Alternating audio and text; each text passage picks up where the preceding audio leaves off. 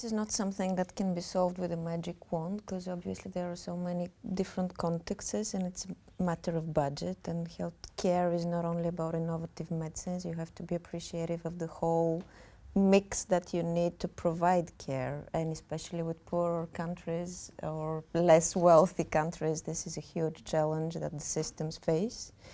But of course, as patient advocates, our aspiration is to bring the best that we can to our patients and as quickly as possible. There are many differences between access to innovative treatment in different countries, European countries, and in different diseases. The situation is improving right now in Poland. There's more and more drugs are being reimbursed, but we still have to wait around 2 years, 3 years from the registry to reimbursement, if it happens. So this is really a long wait that patients await for the treatment. This is really difficult, and also we are still lacking many crucial therapies. Even in the most common cancers, for example, lung cancer or colon cancer, we have some, but they are not within the standards. So we, for example, treat a very advanced colon cancer, but we do not start with early disease.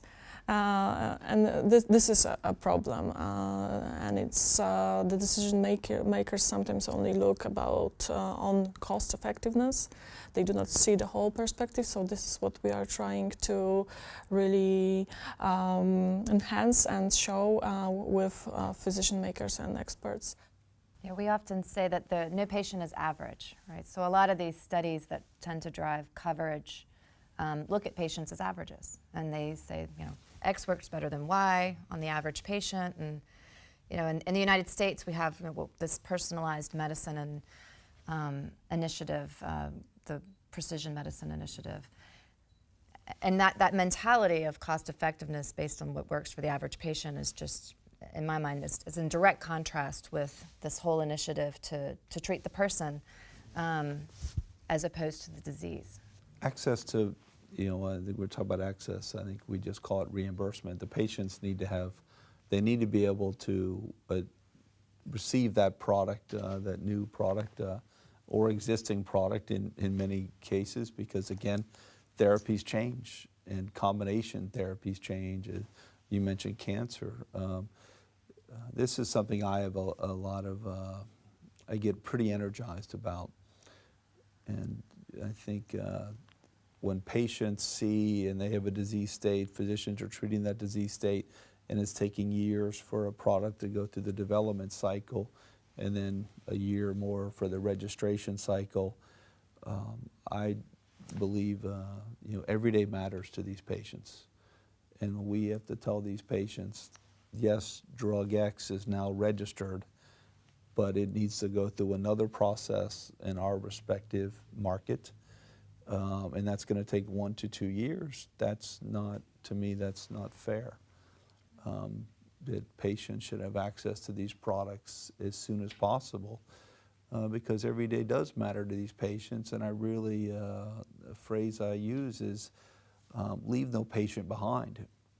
So as an industry, we will, and we're doing this today with a recently approved drug for renal cell carcinoma. We're trying to, and we'll provide expanded access, compassionate use for these patients that develop that particular cancer that don't have access while the bureaucracy is catching up. Yeah, I think it should be more coordinated, especially, for example, in EU. So it should be, the process, I think, should be coordinated and fastened. So when we have registration, it should be registered. It is registered in our country, but then it should be kind of the same process in all the countries. But of course, the healthcare system is different in every country, but maybe there might be some changes that can fasten this whole thing. And we are now trying to implement compassionate use and some other early access mechanism in Poland. So we're having fingers crossed that this will happen maybe this year. And it will really help patients. Of course, we also support patients financially. We support patients so they can, for example, buy therapies until they are being reimbursed. So we are never waiting. We're really trying to find a solution. Again, I think one patient on one side of the border has access to something, and a patient on the other side of a border doesn't, and they can see each other. You know, that to me is not that's not fair. It's something as an industry we're working on to make sure this improves over time. But we need to move that needle faster. But I think hearing from the patients is really important as well.